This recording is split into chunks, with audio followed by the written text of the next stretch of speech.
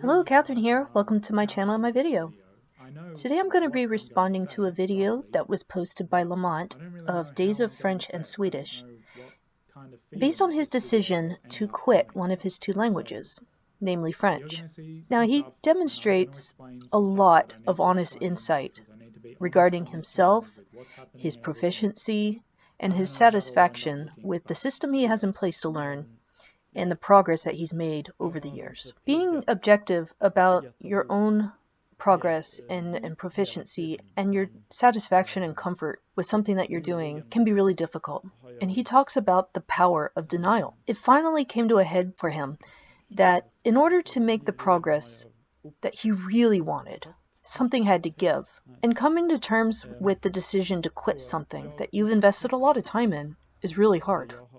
He presents the reasoning for this decision, showing these videos where he's just not comfortable. And this discomfort translates to dissatisfaction. But he knows how this could come across to his audience. And that level of awareness also speaks to his insight. Maybe that's after a short time of learning, 6 months or a year, or maybe 2 years if you were taking it slowly. Unfortunately not. That clip that I'm going to insert will be from the 3.5-year mark.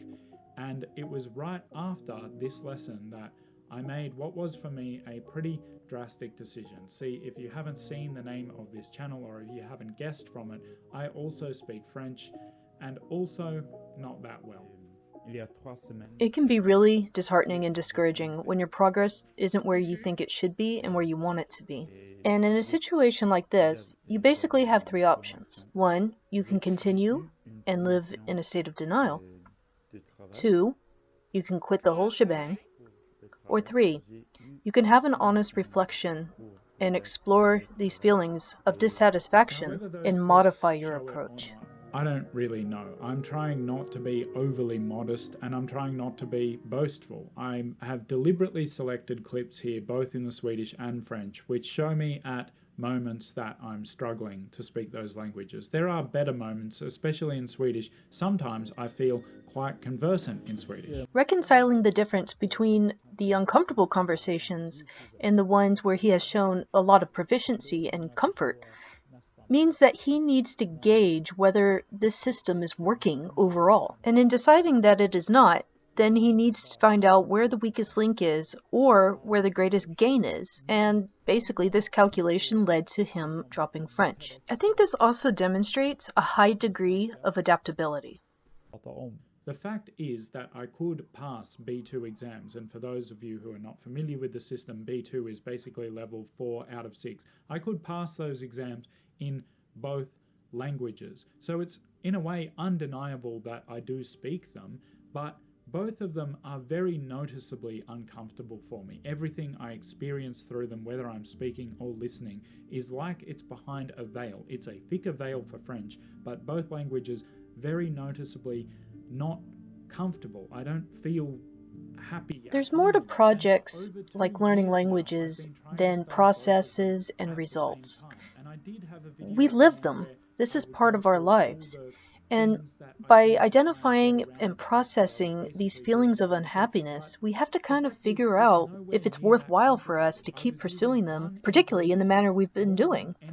And if it's not, then of course you need to make a decision for yourself and your life, not for other people, and not based on comparisons with other people. I can really relate to the thought process of grappling with this sense of unease with where I am with things and processing the feelings and what they are really telling me. Why should I continue to plod along in something that is not serving me?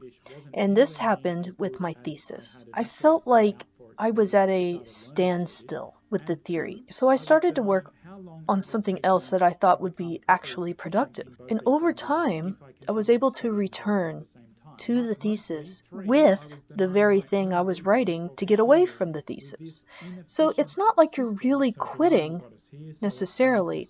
It's more like you give yourself that room and kind of ease those expectations off of you because they weren't serving you at all. I think that this actually serves you better in life than forcing something, getting to the point where you hate it. Most obvious things that a language can hide from you, that veil had been lifted. So I thought I understood it when I stumbled into learning French. Now, a more well-grounded, stable person would have admitted that their Swedish wasn't Because he's good, allowed and they for would honest continue reflection, to work on he's Swedish. able to So identify perhaps exactly at what the is high getting level, in his like way. me, He understands how somebody else would look at it, so he's able to see with perspective, and that means that he can make not only a rational choice, but a healthy choice. This is a very powerful tool to have in your life. Okay, so boredom is why I started learning French, but why did I then continue for 2 years trying to learn both at the same time, even when really deep down inside I knew that it was a bad idea? Well, that brings us to reason number 2, which is pride. To admit to myself that I should not have started learning French would be to admit 2 things that I didn't want to. One, that I'd been impulsive and impatient and bored and childish to even start learning French.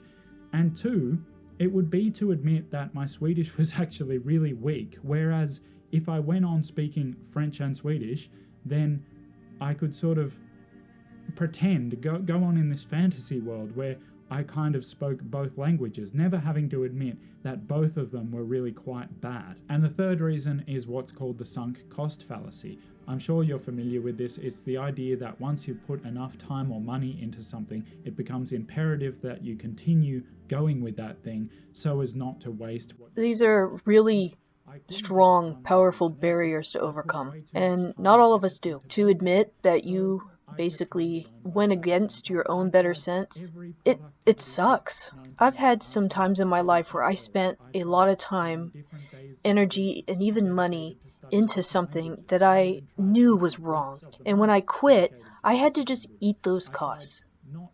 But at the end of the day, those decisions were right, because I was finally congruent with how I actually felt and what I actually wanted. And I was able to move on. Watching a lot more YouTube in French, and look, all of these things are good things. I'm now much happier with the amount of time I spend watching content in English, which is a lot less.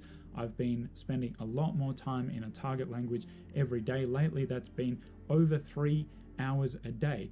And he's shown that his gut instinct, his intuition was right.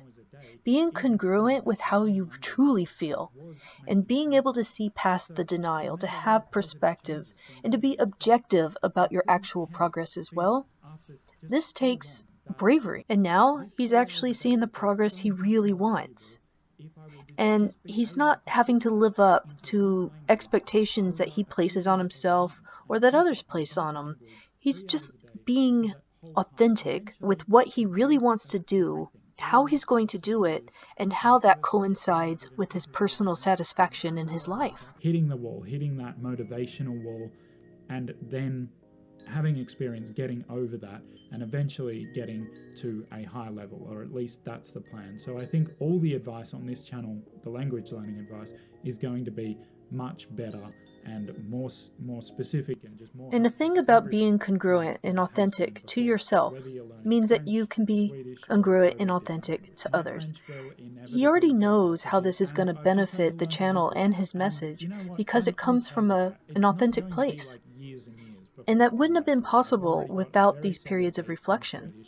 And really, I'm as pumped as anything for this decision. It's been just over a month since I made this decision for myself, even though I haven't actually sort of officially... I gotta say, I respect the heck out of Lamont and his channel. And if you're not subscribed, then you should be. I've been subscribed for quite a while. It's nice to see some honesty. There's no exaggerations, there's no fakery, there's no misdirection. It's just real advice based on real experience. And we see the benefits of being adaptable and to be able to reflect. And I just really, really appreciate that. Yeah, I think that's great. If you found any value in this video, then please like, subscribe, comment. You know the drill. And I will see you later.